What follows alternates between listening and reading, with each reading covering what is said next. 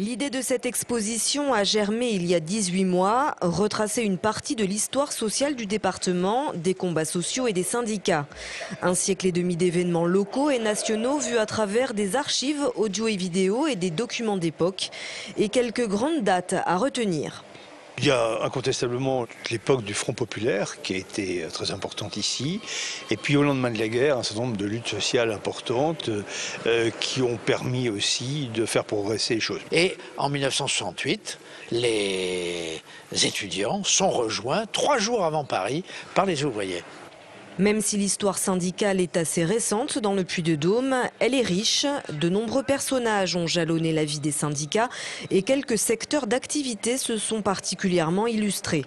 Il y a certainement les mineurs. Nous voyons ici Amédée Léonard et ses camarades de travail tout de suite après la guerre qui ont engagé de grandes luttes après avoir livré la bataille de la reconstruction, du charbon.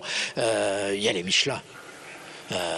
Chez Michelin, le syndicalisme, c'est toute une histoire. C'est une sorte de monarchie absolue qui avait été créée au départ, avec d'ailleurs la volonté du patron Michelin de faire le bien de ses sujets, comme Louis XIV.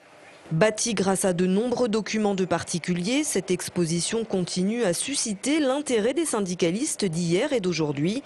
Le Conseil général envisage d'ailleurs de créer un centre d'histoire sociale régionale à Clermont-Ferrand.